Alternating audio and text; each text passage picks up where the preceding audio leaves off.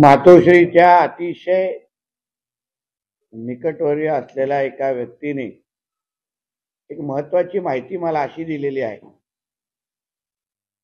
की आज सकाळपासून जी काय बातमी सुरू आहे की शरद पवार गट हा काँग्रेसमध्ये विलीन होऊ शकतो, पण ती अर्धीच बातमी आहे. कारण का त्याचा पुढचा टप्पा असा आहे की नुसतं शरद पवार गट नाही, पण उबाटा उद्धव ठाकरे गट हाही काँग्रेसमध्ये विलीन करावा अशा पद्धतीची अंतिम टप्प्यातली चर्चा सुरू आहे. जेणेकरून येणाऱ्या लोकसभा आणि विधानसभा निवडणुका उद्धव ठाकरेंचे आणि पवार साहेबांचे सगळे उमेदवार हे हाताच्या चिन्हावर लढतील अशा पद्धतीची शक्यता आता निर्माण झालेली आहे.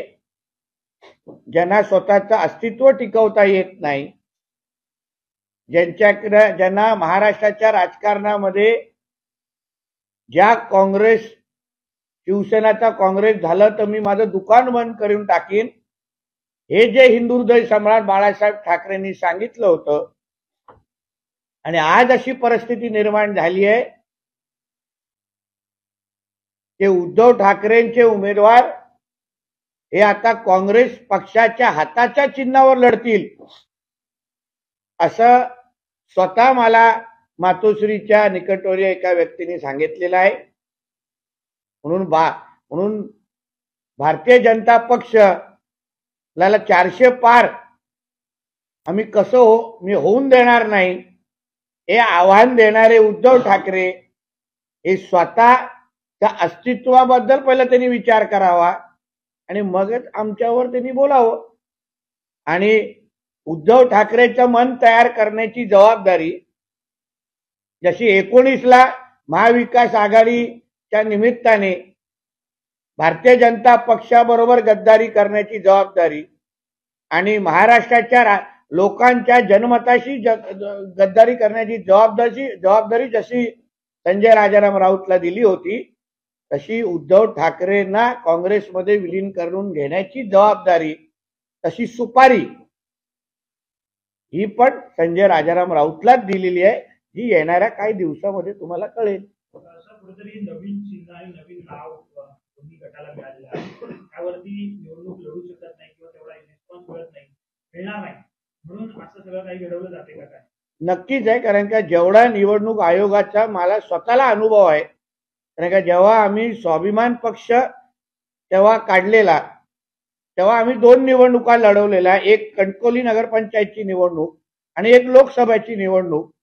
कणकवली नगरपंचायतसाठी आम्हाला एक कप बशी चिन्ह दिलं गेलेलं आणि लोकसभेसाठी आम्हाला फ्रीज हे चिन्ह दिलं गेलेलं.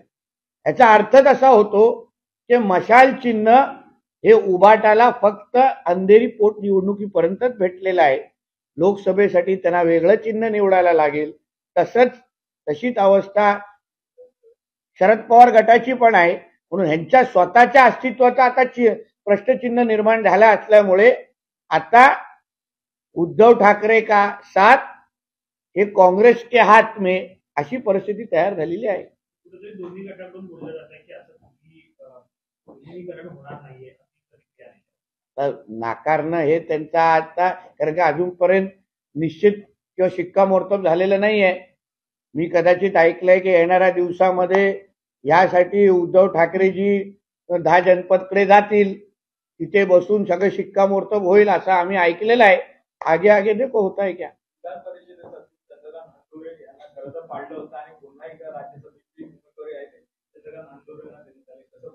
हंडोरेजी हे तसे ज्येष्ठ नेते आहेत.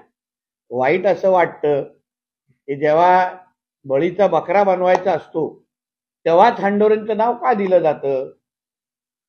अन्य जेव्हा निवडणूक जिंकायची असते तेव्हा हंडोरेंचं नाव आठवत नाही, आणि जेव्हा माहिती आहे की बाबा पराभव समोर दिसतोय तेव्हाच हंडोरेंचं नाव दिलं जातं. हे दुसऱ्यांदा विचारांना होत आहे. ह्याबद्दल चंद्रकांत हंडोरेजींनी विचार करावा, फॉर्म भरायचे की नाही.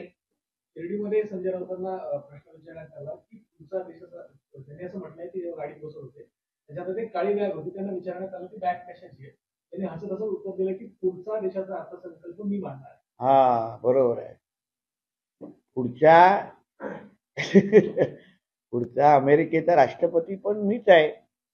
आणि त्या बॅगेमध्ये नेमकं काय बघायला पाहिजे होतं. कदाचित गांजा विंजा फुकण्याचे काही विषय ठेवले असतील, तर त्याशिवाय असा माणूस बोलू शकत नाही. 90च्या काही 2-3 बॉटल ठेवल्या असतील त्या काळ्या बॅगेत. मनोज जरंगे पाटील बोललो होतो आहे वारंवार सरकारला विनंती केली जाते की अतिविषय विषयी बोलवून मला असं वाटतं की ह्याबद्दल राज्याचे मुख्यमंत्री तो विषय हाताळत आहेत, त्याबद्दल योग्य ते निर्णय घेतील. भाजपला आदर्श घोटाळा पवारांना सोबत घेतल्यामुळे आदर्श घोटाळा का वारंवार टीका जी आहे ती विरोधक करते. तर मला एक प्रश्न विचारायचा आहे की आदर्श घोटाळ्याचा आरोप हा काय अशोक चव्हाणजींवर आज झाला नाही, महाविकास आघाडीच्या काळात पण होता. जेव्हा आरोप करणारे उद्धव ठाकरे असतील, आरोप करणारे संजय राजाराम राऊत असतील, हे तेव्हा त्यांच्या मांडीला मांडी लावून बसायचे.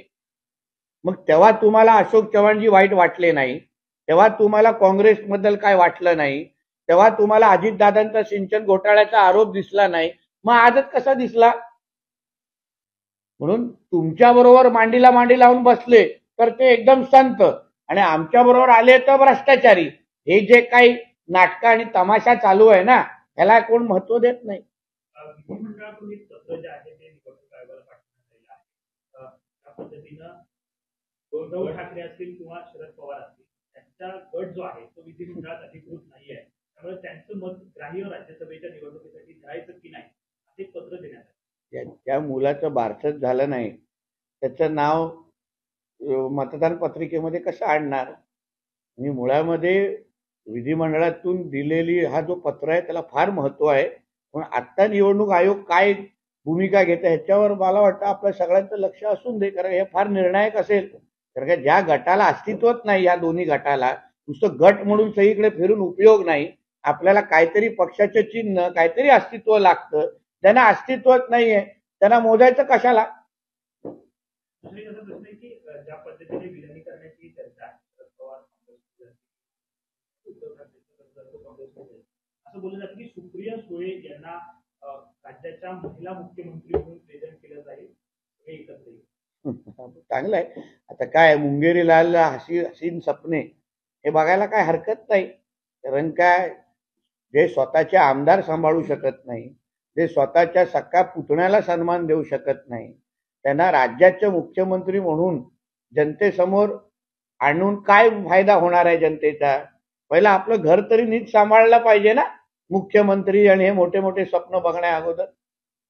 राज्यसभेची यादी जी आहे ती अजून महाराष्ट्रातली आली नाही. 8 राज्याच्या याद्या ज्या आहेत समोर आलेल्या आहेत भाजपच्या. महाराष्ट्रातली यादी अजून आली नाही. मला वाटतं सबर काय सस्पेन्स असेल? मला वाटतं सबर करो, सबर का फल मीठा होता है. सर हिंदी में बोले.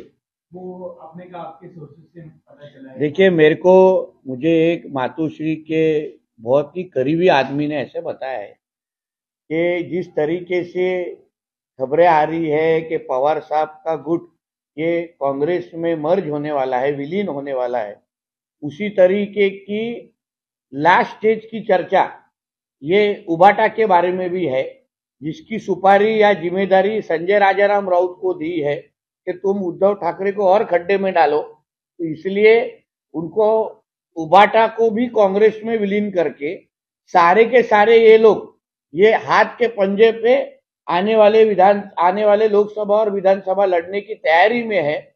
और उसने इस आदमी ने ये भी हमको कहा कि शायद इस बारे का फाइनल चर्चा करने के लिए उद्धव ठाकरे जी दिल्ली 10 जनपद जा सकते हैं. तो मुझे लगता है आने वाले दिनों में उद्धव ठाकरे के हाथ में कांग्रेस का पंजा या उद्धव ठाकरे कांग्रेस के सिंबल के ऊपर मुझे मतदान दो, मुझे वोट दो, ऐसे भाषण करते हुए हमको दिखेंगे. सर नाना पटोले जी ने कहा अगर अशोक चौहान फिर से आना चाहेंगे तो हमारा वेलकम है. जिस नाना के वजह से अशोक चौहान जी को टाटा करना पड़ा, वो कितने बार भी उनको बुलाएंगे तो अभी अशोक चौहान उनको नाना ही बोलने वाले।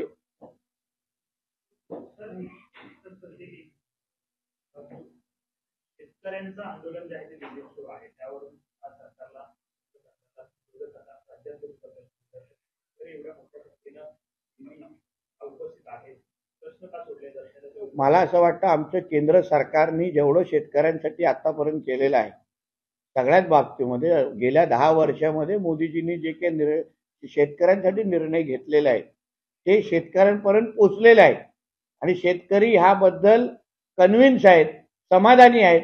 फक्त आता जे आंदोलन करणारे जे लोक आहेत त्यांना नेमकं शेतकऱ्यांचं हित सांभाळायचं आहे ते मोदीजींचा द्वेष करायचा आहे हे येणाऱ्या दिवसामध्ये दिसेल।